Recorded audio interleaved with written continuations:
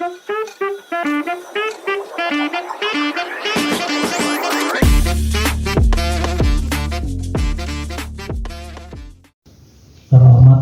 Bapak Kiai, Bapak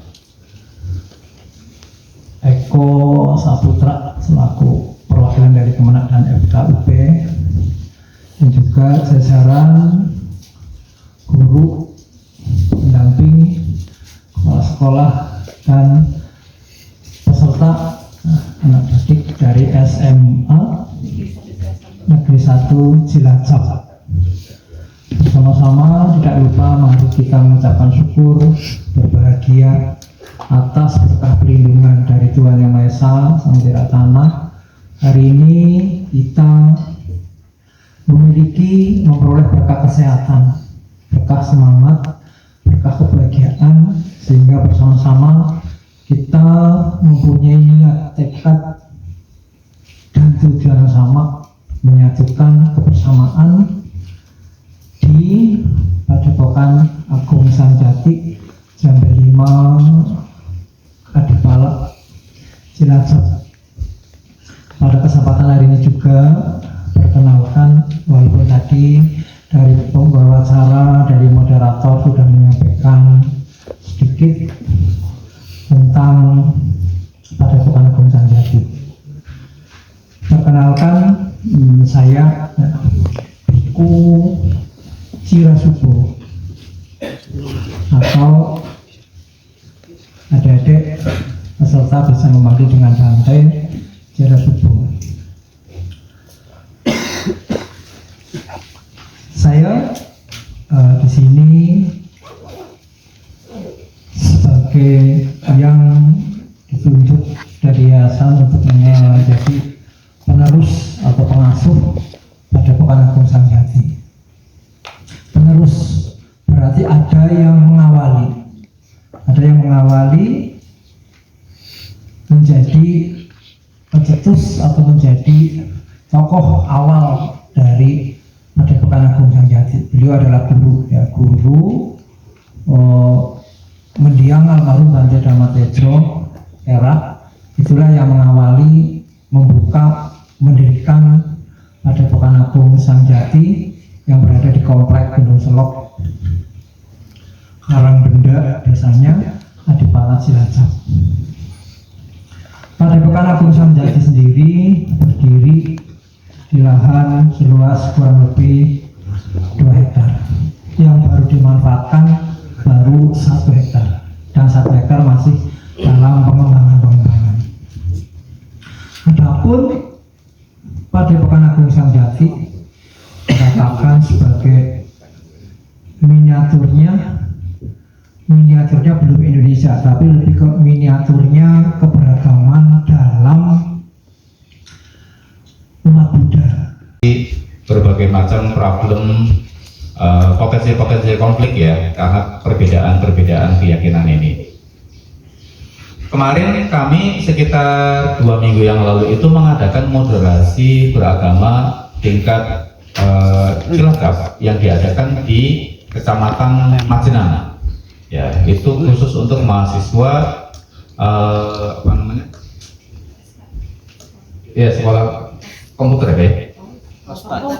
Komputama ya. Lokasinya ada di sana, tapi juga mengundang beberapa sekolah tinggi yang lain yang ada di sana. Ya, perwakilannya. Itu memang tujuannya adalah untuk mengedukasi. Ya. Selama ini kan memang FKUP namanya belum dikenal ya. Kalian baru tahu atau sudah pernah dengar nama FKUP? Baru tahu kan? Iya.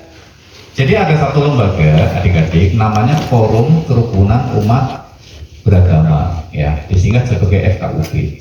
Ya, itu ngumpul semua tokoh agama itu ngumpul di FKUP. Tujuannya apa? Untuk mendiskusikan bagaimana kita yang berasal dari latar belakang keyakinan berbeda ini bisa bersinergi di dalam koridor kebangsaan, gitu. Jadi perbedaan mengenai syariat, ya fikih, yaitu tidak dijadikan sebagai sumber-sumber perpecahan, karena kita memang tidak mau meributkan itu, ya. Setiap agama itu syariatnya beda-beda. Ya, misalnya Bante tidak boleh menikah, kok tanya Bante kok enggak nikah, Bante kok jomblo terus Bante. Nah kan begitu. Itu tidak bisa juga menanyakan kok Kiai ini bojone papat, kan enggak bisa. Syariatnya beda-beda. Begitu. Jadi dia yang bagiannya Bante diambil sama Pak Kiai misalnya. Bante enggak bojo. Nah, jadi karena syariatnya beda-beda, kita tidak mempermasalahkan itu. Yang kita bicarakan di dalam FKUP adalah bagaimana kita mempertemukan perbedaan ini. Ya, kita menemukan kesamaannya, yaitu membangun hal yang baik, membangun kebiasaan yang baik. Bahwa dari perbedaan-perbedaan ini tujuannya sebetulnya adalah mendidik manusia menjadi baik melalui jalan yang berbeda. Melalui jalan yang berbeda. Tidak semua orang ya keselok itu lewat jalur Adipala. Ternyata ada yang lewat jalur Nusa Wungu. Ternyata ada yang lewat jalur Buntu, Maos. Ya. Jadi untuk kesini itu bisa beberapa jalur. Nah, sama juga untuk menjadi bajik ya, untuk menjadi baik dan mulia. Orang itu punya kecocokan masing-masing. Saya tinggal di Cilacap, tidak mungkin saya muter ke Nusa Wungu baru kemudian sampai di Selok. Saya menggunakan rute yang dekat dengan saya, yaitu lewat jalur Cilacap misalnya seperti itu, lewat Adipala. Oleh karenanya, orang juga menemukan rutenya berbeda. Saya agak kurang cocok dengan keyakinan ini, ya karena alasan-alasan tertentu. Berarti saya bisa menemukan hal yang baik, bisa menjadi baik dan mulia menggunakan dasar keyakinan yang lebih cocok dengan saya, misalnya yang utuh misalnya. Itu juga tidak menjadi masalah. Intinya adalah endingnya. Kalau endingnya menghasilkan orang yang berakhlak mulia, berarti pembelajarannya sudah benar, prakteknya sudah benar. Kalau endingnya ternyata menjadi orang yang akhlaknya buruk, berarti pembelajarannya salah atau keliru jalur, ya, atau ketemu petunjuk arah yang keliru. Nah, oleh karenanya di FKUP ya kita ya salah satunya ya terima kasih ini Ibu Guru malah menjadi promo FKUP saya. Promo gratis. Harusnya ini bukan kegiatan FKUP malah jadi ya, ini juga salah satu bentuk kegiatan moderasi beragama yang sebetulnya digalakan oleh FKUP juga sebetulnya. Ya. Jadi tanpa kami keluar modal budget, akhirnya malah diselenggarakan kurs secara gratis, Bu. Kira-kira demikian ya, Mbak ya. Jadi memang kita mengatasi potensi konflik itu pendekatannya itu humanis. Pendekatannya humanis. Kita tidak lagi membicarakan tentang dasar daripada doktrin itu, ya. Kecuali kalau misalnya ada yang ribut soal doktrin misalnya Ahmadiyah sama apa misalnya begitu ya, atau Kristen dengan apa itu ya, paling kita memang sedikit membahas tentang dasar doktrin, tapi lebih banyak kita arahkan bagaimana membangun hal-hal yang bersifat humanis dan kebangsaan. Kira-kira demikian. Terima kasih pertanyaannya. Saya serahkan kepada yang kedua. Ada ritual khusus. Jadi setiap Kemis Wage itu berkumpul, ziarah kubur, berkumpul, terus zikir. Nah, terus ada juga acara Wukonageng.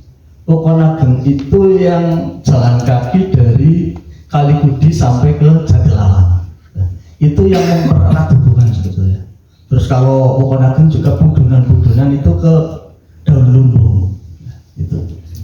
Nah, masalahnya sebetulnya menjadi anak putu itu istilahnya tidak dipaksakan.